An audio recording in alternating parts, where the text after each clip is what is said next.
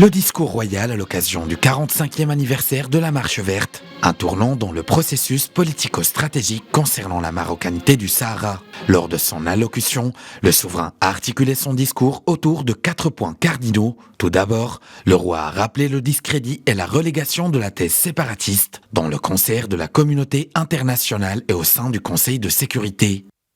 Au niveau des Nations Unies, les approches et les thèses dépassées et irréalistes ont été définitivement anéanties lors de l'adoption des dernières résolutions du Conseil de sécurité. Ces récentes résolutions ont également confirmé la participation effective des vrais partis concernés par ce conflit régional et elles ont consacré l'irréversibilité de la solution politique réaliste et consensuelle. Ensuite, le souverain a rappelé que tout en restant ouvert au dialogue constructif avec sérénité, le Maroc réaffirme une politique de fermeté et de légitime défense face aux provocations désespérées des séparatistes.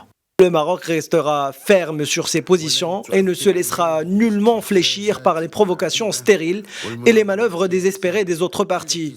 D'ailleurs, force est de constater que le déclin consommé de leur thèse surannée les a précipités dans le scénario typique d'une fuite en avant.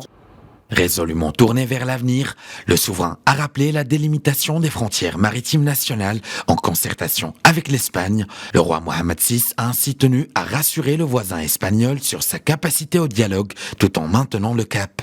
Au cours de cette année, et en totale conformité avec les principes du droit international, le Maroc a mené à terme la délimitation de ses espaces maritimes en les incorporant dans l'arsenal juridique marocain. Point final de l'allocution royale, et après avoir contribué à asseoir la position marocaine dans le domaine maritime, le souverain compte rééditer l'exploit sur la façade atlantique grâce au port de Dakhla. Nous continuerons à œuvrer pour le développement d'une véritable économie maritime dans ces territoires que nous chérissons tant. Cette zone qui abonde en ressources et en potentialités sur terre comme en mer servira ainsi de passerelle et de trait d'union entre le Maroc et sa profondeur africaine.